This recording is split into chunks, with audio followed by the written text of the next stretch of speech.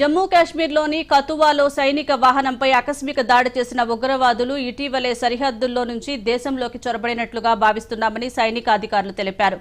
ముగ్గురు ఉగ్రవాదులు ఈ దుశ్చర్యకు పాల్పడినట్లుగా గుర్తించామని, వారి వద్ద భారీ స్థాయిలో ఆయుధాలు ఉండే అవకాశం ఉందన్నారు. జమ్మూ కాశ్మీర్ పోలీసులు, పారామిలిటరీ దళం సాయంతో ఎదురు దాడికి దిగటం వల్ల ముష్కరులు అటవీ ప్రాంతంలోకి పారిపోయారని, వారి కోసం గాలిస్తున్నట్లుగా చెప్పారు. కాగా సైనిక వాహనంపై దాడికి పాల్పడింది తామేనని పాకిస్తాన్కు చెందిన కాశ్మీర్ టైగర్ సంస్థ ప్రకటించుకుందని, ఇది నిషేధిత జైషే మహమ్మద్ ఉగ్ర సంస్థకు అనుబంధ ముఠాగా కొనసాగుతుందని జమ్మూ పోలీసులు తెలిపారు.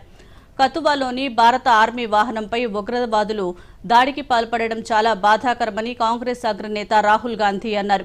అమరవీరులకు హృదయపూర్వక నివాళులు అర్పిస్తున్నానని, గాయపడిన సైనికులు త్వరగా కోలుకోవాలని ఆకాంక్షిస్తున్నట్లుగా ఎక్స్ వేదికగా పేర్కొన్నారు.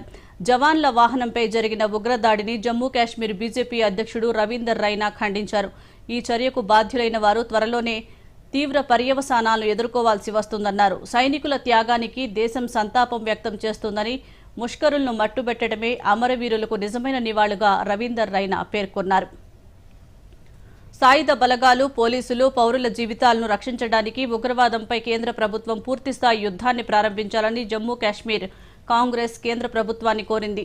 ప్రభుత్వం నిర్ణయాత్మక చర్య తీసుకోవడం అత్యవసరమని జమ్మూ కాశ్మీర్ పీసీసీ చీఫ్ వికార్ రసూల్ పేర్కొన్నారు.